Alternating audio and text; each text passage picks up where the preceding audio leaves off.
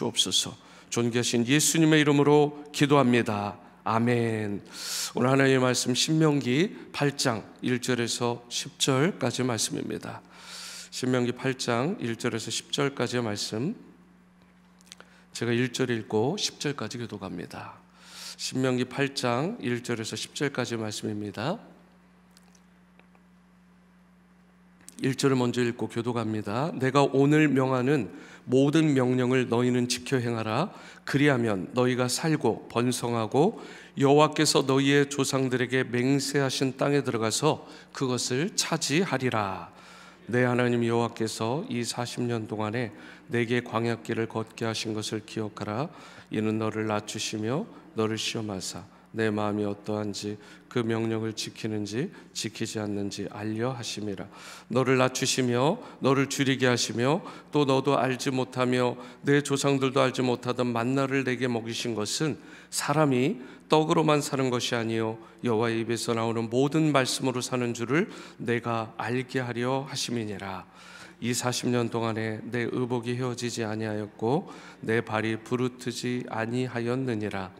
너는 사람이 그 아들을 징계함 같이 내 하나님 여호와께서 너를 징계하시는 줄 마음에 생각하고 내 하나님 여호와의 명령을 지켜 그의 길을 따라가며 그를 경외할지니라. 내 하나님 여호와께서 너를 아름다운 땅에 이르게 하시나니 그곳은 골짜기든지 산지든지 시내와 분천과 샘이 흐르고 밀과 보리의 소산지요 포도와 무화과와 석류와 감람나무와 꿀의 소산지라. 내가 먹을 것에 모자람이 없고 내게 아무 부족함이 없는 땅이며 그 땅의 돌은 철이요 산에서는 동을 캘 것이라. 10절입니다. 내가 먹어서 배부르고 내 하나님 여호와께서 옥토를 내게 주셨으므로 말미암아 그를 찬송하리라. 아멘. 여러분 기도해 주신 덕분에 지난 월요일부터 수요일까지 노스캐롤라이나에서 열린 목회자 컨퍼런스에 잘 다녀왔습니다. 첫날부터 우여곡절이 참 많았습니다. 이게 아시는 것처럼 눈이 왔잖아요. 그때부터 전국적으로 지금 항공 대란이 일어나서 다 연착되고요. 그래서 가는데 제가 집에서 나가서 거기에 도착하는데 사실 차로 가도 5시간 반 6시간이만 가는데 9시간이 걸렸습니다. 그리고 나서 저녁에 프로그램 참석하고 또 그 다음날 이렇게 하는데 또 그 다음날 오는 때도 또 그렇게 되고 짐도 제때 도착하지 않고 여러 가지로 많은 부분들이 어려움이 있었지만 그래도 그 가운데서 하나님의 특별한 섭리가 있어서 많은 것들 또 보고 또 깨닫게 하시고 또 귀한 분들 만나게 하시고 또 격려 받게 하셨습니다. 그래서 여러분들 기도해 주신 거 다시 한번 감사하고 또 이 추운 일기 가운데 여러분들 계속해서 건강함 유지하시고 주님께서 주신 특별한 은혜를 덧입게 되시기를 주님의 이름으로 축복합니다. 오늘 말씀의 제목은 광야에서라는 말씀의 제목인데요. 먼저 2절 상반절 말씀 보십니다. 내 하나님 여호와께서 이 40년 동안에 내게 광야길을 걷게 하신 것을 기억하라. 이스라엘 자손이 광야를 걷게 된 것은 하나님의 뜻과 계획과 섭리 가운데 이루어진 것입니다. 그런 의미에서 광야의 삶은 저주가 아니라 축복입니다. 사람들은 의례 광야의 삶이라고 하면 굉장히 고통스럽고 또 저주스러운 그런 것들을 떠올리기 마련인데, 하지만 그 광야마저 하나님께서 함께 해 주시기만 하면 그곳은 축복의 땅이 되는 줄로 믿으시기 바랍니다. 예를 들어 이런 것입니다. 굉장히 좋지 않은 일기잖아요. 저는 사실 그 배기지 클레임 하는데 짐이 1시간 반, 2시간 늦게 나왔어요. 저는 거의 분신된 줄 알았습니다. 근데 결국은 찾았거든요. 근데 그 와중에도 하나님께서 계속 하나님 묵상하게 하시고 또 특별히 그 가운데 하나님의 은혜의 손길이 있어서 그 짐이 안으로 들어가는데 제가 그 짐을 포기했어요. 그 직원이 카토를 가지고 여러 짐들을 막 스택을 해가지고 끌고 가는데 그 짐이 눈에 딱 들어오는 거예요. 이 도는 데에서는 정작 나오지 않는데. 그래서 하나님께서 그걸 보게 하신 것도 너무나 감사하고, 또 그걸 찾지 않았으면 또 그 다음날 또 그 다음날 어딘가에서 헤매고 있었어야 되는데, 그래도 그 짐을 찾음으로 스케줄에 차질도 없고. 여러분, 우리가 어떤 상황 가운데서도 하나님께서 함께 하시면 그 어디나 하나님의 나라, 또 하나님께서 주시는 그 축복의 땅이 되는 줄로 믿으시기 바랍니다. 어떠한 위기도 주님께서 기회로 만들어 주시고, 주님께서 한번 터치해 주시면 모든 상황들을 가장 축복된 상황들로 변화시켜 주신다는 사실. 주님은 실수가 없으신 분이십니다. 우리 인생들을 광야로 걷게 하신 이유는 무엇이라고 얘기하시냐면 낮아지게 하시기 위함이다라고 이야기를 하세요. 사실 이번에 지금 목소리가 3일 만에 나오는 것입니다. 제대로 찬양을 못했어요. 그러니까 대화는 가능한데 찬양을 하려고 하면 이 목이 막혀가지고요, 계속 지금 3, 4일 동안 사실 고열로 시달리고 그 가운데 컨퍼런스를 갔다 온 거예요. 어쨌든 끊었으니까 갔다 와야 되니까 마스크 쓰고 집회를 참여했습니다. 여러분, 그 가운데서 느낀 것은 하나님 외에는 기댈 분이 없더라고요. 하나님께서 도와주시지 않으면 뭐 그냥 타지에 가가지고 막 짐도 제대로 나오지 않아요. 거기다가 뭐 음식도 사실은 그날따라 다 차가운 음식들만 나오고, 뭐 여러 가지 상황과 형편으로 보면 그렇게 좋지 않았습니다. 그런데 그 어느 때보다 하나님을 많이 묵상했어요. 그 시기가 더욱더 하나님 앞에 엎드리게 만들었습니다. 기도만큼은 참 많이 한 것 같아요. 기도밖에는 방법이 없잖아요.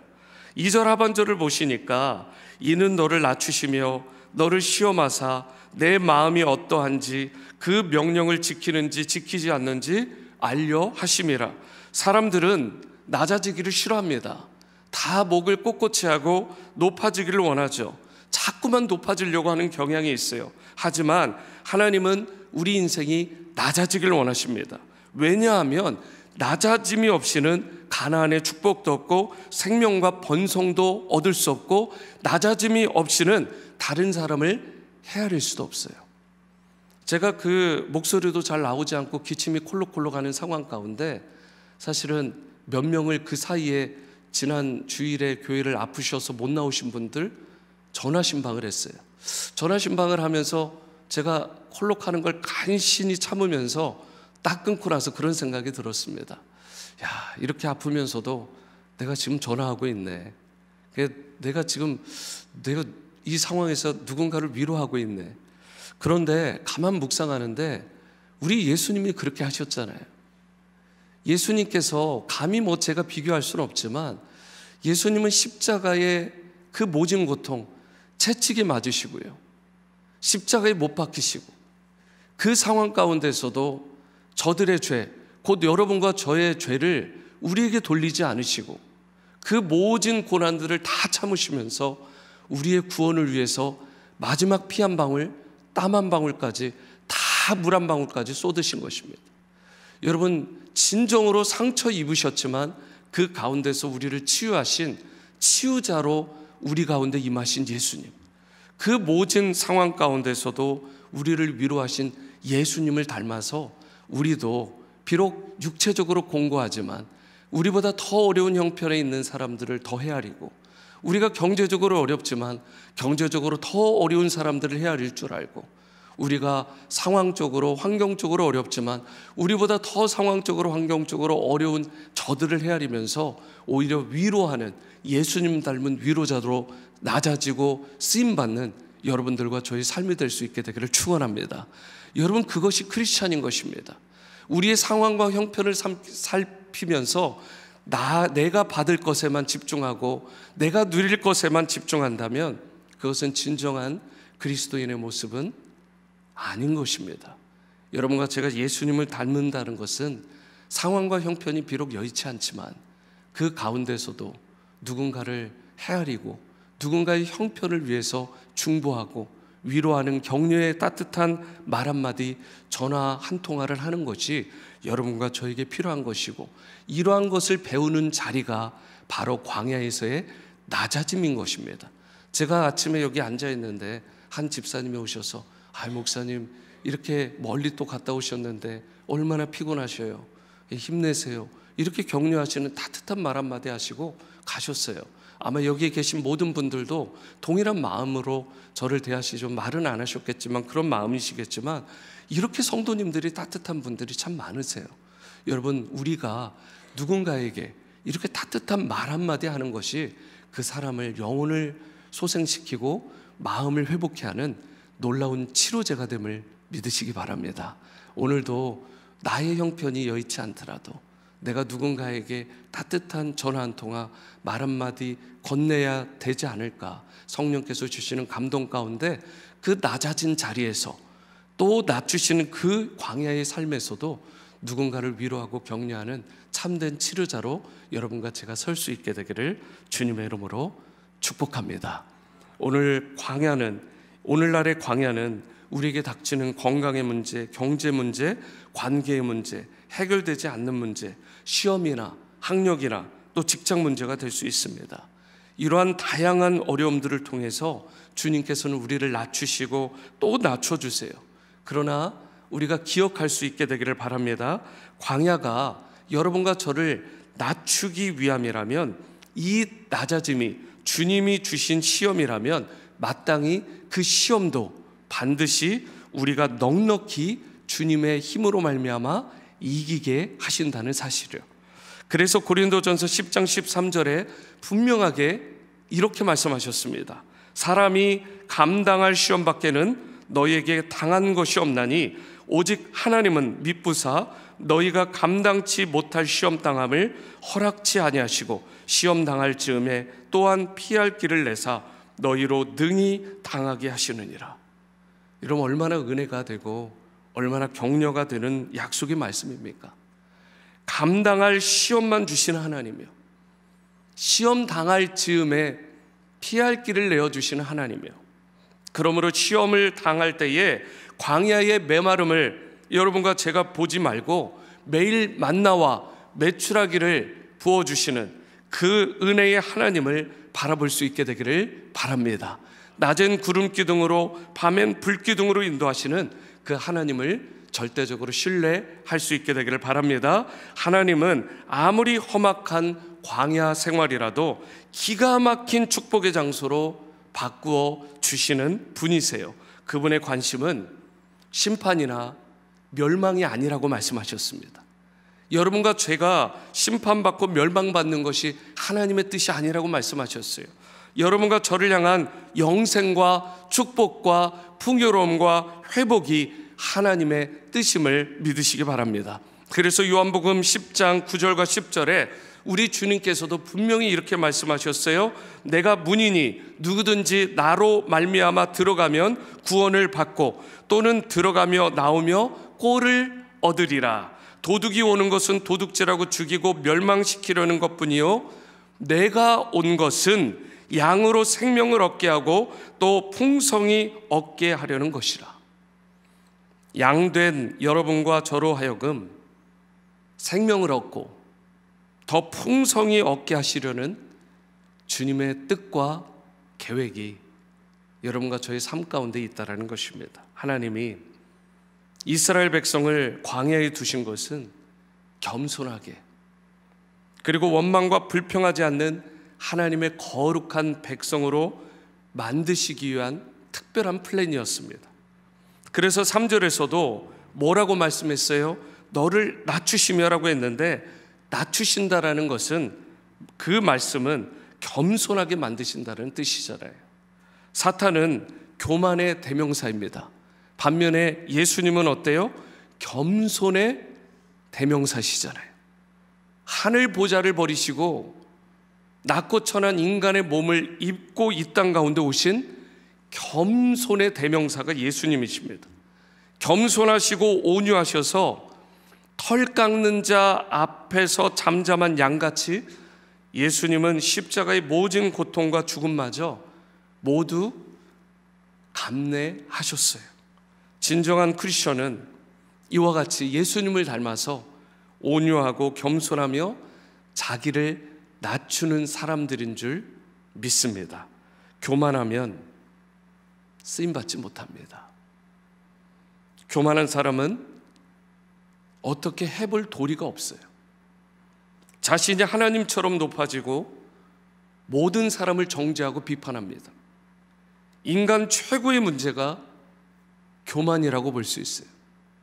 그런데 이 교만을 해결해야 저와 여러분들이 광야의 학교를 비로소 졸업할 수 있는 것입니다. 3절 말씀을 보시면 사람이 떡으로만 사는 것이 아니요 뭐라고 말씀했습니까? 여호와의 입으로 나오는 모든 말씀으로 사는 줄을 내가 알게 하려 하심이니라. 하나님의 말씀이 여러분과 저를 살게 하시는 줄로 믿습니다. 우리에게 가장 큰 은혜는 하나님의 말씀에 순종하는 것입니다. 순종은 신앙의 절정이에요. 순종보다 더 완벽한 신앙은 없습니다. 오죽하면 순종이 제사, 곧 예배보다 낫다고 하셨겠어요. 여러분, 우리가 자기 생각도 있고요, 자기가 나름대로 혈기도 있고요, 경험도 있을지 모르지만 하나님의 말씀에 침묵하면서 하나님의 때를 기다리면서 순종할 줄 아는 삶, 이것이 바로 하나님께서 기대하시고 원하시는, 하나님이 기뻐하시는 신자의 모습인 줄 믿습니다. 그리고 이와 같이 광야를 겸손과 순종으로 잘 통과한 하나님의 사람에게 주시는 그 약속된 선물이 무엇이냐? 오늘 본문 7절에서 10절입니다. 제가 읽어드립니다. 내 하나님 여호와께서 너를 아름다운 땅에 이르게 하시나니 그곳은 골짜기든지 산지든지 시내와 분청과 샘이 흐르고 밀과 보리의 소산지요 포도와 무화과와 석류와 감람나무와 꿀의 소산지라. 내가 먹을 것에 부족함이 모자람이 없고 내게 아무 부족함이 없는 땅이며 그 땅의 돌은 철이요 산에서는 동을 갤 것이라. 내가 먹어서 배부르고 내 하나님 여호와께서 옥토를 내게 주셨으므로 말미암아 그를 찬송하리라. 사랑하는 지구촌 성도 여러분, 고난과 훈련의 때가 끝나면 하나님은 이와 같이 미리 예비하신 놀라운 축복의 자리로 여러분과 저를 반드시 인도해 주십니다. 하나님을 경외하는 자를 결코 주림이나 궁핍함이 없는 인생으로 살아가게 하십니다. 지난 월, 화, 수 3일 동안 빌리그레암 라이브러리에서 열렸던 이 컨퍼런스요, 그곳에서 사회를 보시던 목사님 한 분이 지난 1973년에 서울 여의도에서 열렸던 빌리그레암 전도 집회, 빌리그레암 크루세이드에 대해서 그 이야기를 하셨어요. 그때 무려 몇 명이 모였느냐? 1.1 밀리언이요. 그러니까 110만 명, 110만 명이 여의도 광장에 꽉 찼어요. 그게 그 센터에 딱 붙어 있더라고요. 큰 액자로. 제가 그걸 사진으로 찍어 왔는데요, 정말 장관이더라고요. 근데 이분이 그렇게 설명을 해요. 빌그레암 목사님이 세계 곳곳을 다니면서 전도 집회를 했는데 이때의 집회가 역사상 가장 많은 분들이 모였던 집회라고 그렇게 표현을 했습니다. 그런데 그 집회 후에 한국에 큰 부흥의 불길이 임했다라는 사실도 이분이 언급하면서 괄목할 만한 경제 성장이 이때 일어났다라고 이야기를 하시더라고요. 오늘날 세계 11위 GDP 경제대국이 되었다라는 점도, 그 가난했던 6.25로 인해서 어려웠던 땅이 그렇게 경제대국이 됐다라는 것, 삼성이나 LG와 같이 그런 대단한 회사들, 본인들이 쓰고 있는 가전제품의 대부분 그렇게 만드는 대단한 나라가 되었다라는 점을 강조하시고, 미국 분이십니다. 그러면서 지금은 오히려 많은 한국 교회가 미국 교회를 걱정하면서 미국 교회들 성도들을 위해서 기도해주고 있다는 사실도 이분이 언급을 하셨어요. 거기에 전 세계에 전체는 아니지만 굉장히 많은 나라의 목사님들이 모였어요. 아시아계의 목사님은 인도에 있는 목사님 한 분하고 저하고 2명만 사실 초대를 받았는데, 그곳에 보니까 대부분 동유럽권, 그 다음에 남미, 그 다음에 미국, 거기 전역에 있는 목사님들이 모여가지고 그렇게 대화를 하는데 그분들에게 그 이야기를 전해주시는 거예요. 여러분, 그러면서 한국 성도님들에게 있어서 특별한 점을 강조하면서 칭찬을 하면서 막 거기 있는 분들한테 격려를 하는 거예요. 뭐라고 하느냐? 한국의 성도님들은 특별하신 분들이다. 새벽에 깨어서 기도하는 민족이다. 한국에 가보니까 새벽 4시 반, 5시 반, 6시 계속해서 새벽 기도를 하더라. 그냥 주차장이 꽉꽉 차고 특별 새벽 기도를 하면 더 꽉꽉 차고 수많은 선교사들을 파송하고 후원하는 나라가 바로 코리아다. 그 이야기를 하시더라고요. 사랑하는 여러분, 이렇게 일기가 좋지 않은데 여러분들 나오신 거 보면 여러분들도 참 특별하신 분들입니다. 그렇죠? 하나님께서 그러한 특별한 열심을 주님께서 주목하시고 여러분들의 개인의 삶뿐만 아니라 가정이 복되게 하시고 자녀들이 그 믿음의 유산을 이어받고 우리 지구촌 교회가 계속해서 생명 주고 제자 삼아 선교하는 교회로, 그리고 우리 조국 대한민국이 계속해서 선교하는 그러한 나라로 귀하게 쓰임받게 될 줄로 믿습니다. 하나님은 그분을 경외하는 인생, 그러한 가정, 그러한 나라와 민족을 결코 줄이거나 목마름이 없게 하시고 환난을 벗어나 근심이 없는 복을 풍성히 부어주십니다. 어떠한 광야길도 광야 생활도 우리 주님과 함께하면 넉넉히 통과할 수 있고 가장 좋은 것으로 체험받는 은혜를 누리게 됨을 믿으시기 바랍니다. 그러므로 이 사실을 기억하시기 바랍니다. 광야의 삶은 축복입니다.